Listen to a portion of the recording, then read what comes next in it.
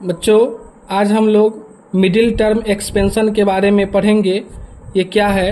Algebra, class 9th के algebra से related ये क्वेश्चन है, जिसमें ये पॉलिनोमियल हमारा दिया हुआ है x² प्लस 10x प्लस 24। इसको हम लोगों को क्या करना है?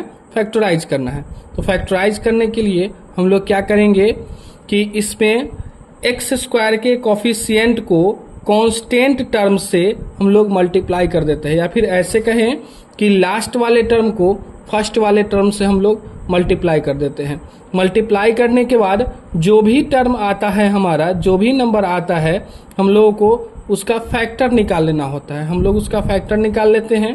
फैक्टर निकालने के बाद जो भी फैक्टर आता है, निश्चित रूप से इसमें से कोई दो फैक्टर ऐसा होगा जिसको जोड़ने या घटाने पर बीच वाला टर्म आ जाएगा, और गुना करने पर हमारा ये फिर 24 आ जाएगा। फिर से रिपीट करते हैं, इसमें से जो भी फैक्टर होगा उसको जोड़ने या घटाने पर बीच वाला टर्म हमारा आ जाएगा, और उसको मल्टीप्लाई करने पर 24 आ जाएगा। तो इसमें से ऐसा कौन सा फैक्टर है? तो बच्चे 4 और 6 ऐसा फैक्टर हम लोगों को मिला जिसको हम लोग जोड़ेंगे तो 10x मिल जाएगा, और जिसको अगर मल्टीप्लाई करेंगे तो हमारा 24 हो जाएगा। तो अब यहाँ से देखिए बच्चे कि इसको हम लोग एक्सपेंड कर देते हैं। कैसे एक्सपेंड करेंगे? तो x² प्लस 10x को हम लोग लिख देंगे 4x प्लस 6x प्लस 24। इस 10x को एक्सपेंड कर दिए 4x और 6x में, इसीलिए चूंकि ये मिडिल टर्म होता है और मिडिल टर्म को हम लोग एक्सपेंड कर देते हैं, इसलिए इसका नाम क्या पड़ जाता है? मिडिल टर्म एक्सपेंशन इसका नाम हो जाता है। तो बच्चे यहाँ से 10x को हम लोग एक्सपेंड कर दिए 4x और 6x के टर्म में। अब इन दो टर्म को हम लोग एक साथ रखेंगे और इन दो टर्म को हम लोग एक साथ रखेंगे। अब इसमें से देखना है कि इन दोनों टर्म में से क्या कॉमन हो सकता है। तो x का पावर 2 है बच्चे यहाँ, और यहाँ x का पावर 1 है।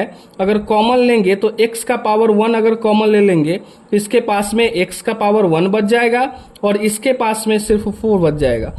देखिए, अगर हम लोग कॉमन लेंगे तो x का पावर 2 है, x का पावर 1 कॉमन ले लिए तो x का पावर 1 बच जाएगा। तो इसके पास में x का पावर 1 ही था जो कॉमन ले लिए, कुछ नहीं बचा x के पावर में। तो हम लोग को जो टर्म था, जो नंबर था हम लोग का, वो नंबर बच गया। प्लस अब फिर इस टर्म में देखते हैं, तो इस टर्म में इसके पास में तो x है लेकिन इसके पास में x नहीं है, तो हम लोग x कॉमन नहीं लेंगे। जब x कॉमन नहीं लेंगे तो अब देखेंगे कि नंबर की बारी आएगी। तो नंबर में देखते हैं कि कौन ऐसा टेबल है जिसमें 6 और 24 आता है।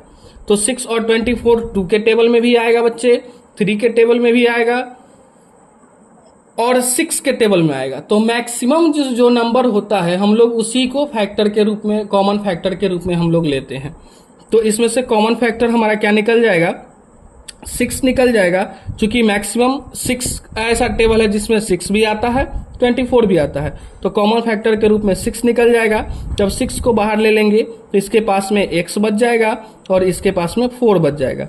एक बात बच्चे ध्यान रखना कि जब भी हम लोग यहाँ तक का प्रोसेस कर लेंगे, उसके बाद हम लोगों को ये नोटिस करना है कि हमारा ये वाला टर्म और ये वाला टर्म अगर इक्वल आ गया तब तो हमारा फैक्टराइजेशन सही है, अगर इक्वल नहीं आया तो ये फैक्टराइजेशन हमारा गलत है। हमेशा ध्यान रखिएगा बच्चे कि ये वाला टर्म और ये वाला टर्म हमेशा हमारा क्या हो जाएगा? सेम हो जाएगा। जैसे अब सेम हो गया तो सेम वाले टर्म में से कोई एक को लिख लेते हैं और जो बच जाता है उसको लिख लेते हैं x प्लस 6।